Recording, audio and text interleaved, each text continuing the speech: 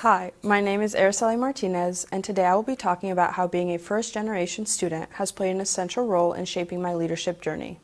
Like all of you, I reached a crossroads in my life when I arrived at college. I started to learn about the world and had to decide who I was and what my journey was going to look like. I had the choice to either continue down the path that was shaped by the messages of my family, friends, and society, or pave my own path that would be determined by discovering my own identity through experiences, connections, and opportunities here at college. If I were to choose the former option, I'd be choosing to continue being who I was based on my past, the past of my parents, and how I was raised because of these factors.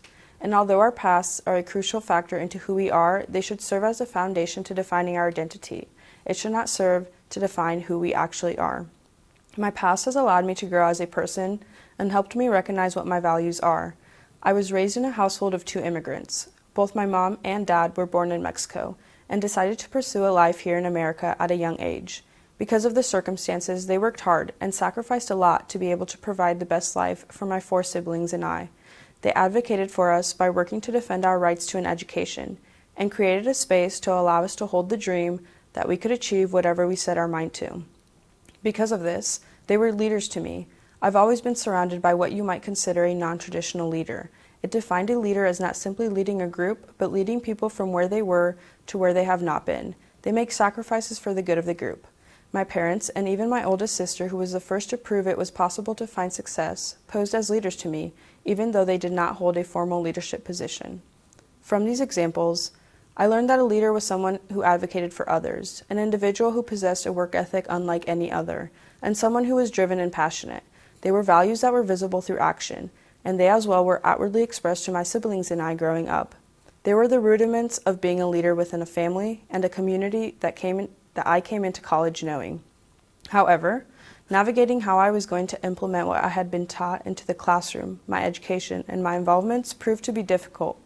I needed to become a leader on my own, and it required self-authorship, which is defined as the internal capacity to define one's beliefs, identity, and social relations. It is ultimately to claim oneself. I faced multiple challenges along this journey, one being the pressure I place on myself to be great and achieve greatness, so that the sacrifices my parents made for me are validated. It is an underlying motivation for everything I do, because I know that the opportunities I have were never presented to them. They gave up their dreams so that I could pursue mine. I think this is something that will always have a grasp on me, but I have learned that pursuing what I am good at and what interests me is better than just choosing something that is worthy enough. Additionally, I struggled to feel understood. Coming into college was completely new, and there was only so much my parents understood and could help me with. The constant reassurance I got from them was to keep on working hard. However, I was working extremely hard and was still hitting a wall. I thought I just wasn't good enough, and I quickly became overwhelmed in comparing myself to others. It wasn't until I recognized that doing everything independently was not feasible, and having a support network was necessary. This is where I began to take control of my own path. It required changing my mindset and acknowledging that hard work was not everything, that working with others was beneficial, and that choosing my happiness was important, and that it was all right to fail and to get back up, because to be honest, most times I still struggle with the idea and acceptance of failure. I began seeking opportunities here on campus so that I could get involved. One of the first organizations I stumbled upon was the ACE Food Pantry. I knew immediately that I wanted to be a part of it.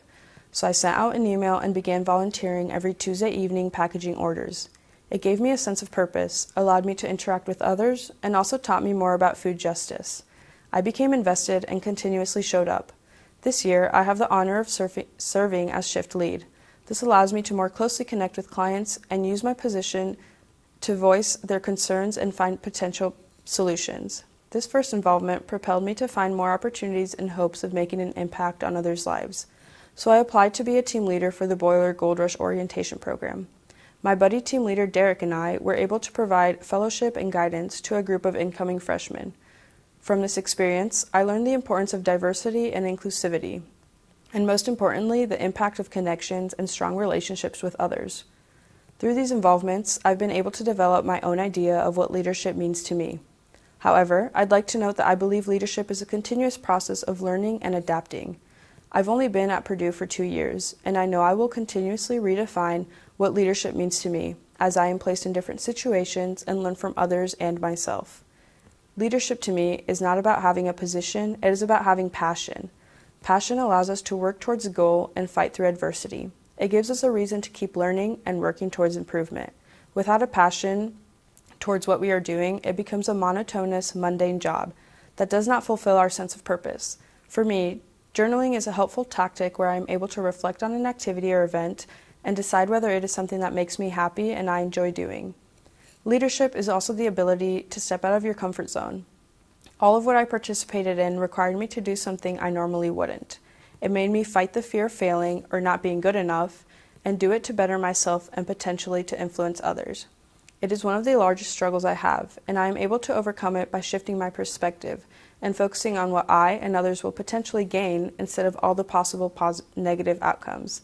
Leadership is also the intention to build connections and encourage others to become their own leaders. The component that I have valued the most from serving as a leader is the connections I have made with others and being able to see them develop and grow.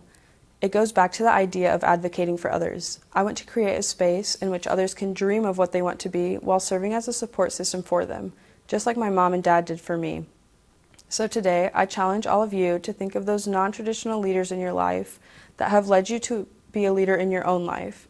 I know I can't say I'd be the same person if it hadn't been for those who were in my life, and that may prove to be true for you as well. Thank you for your time.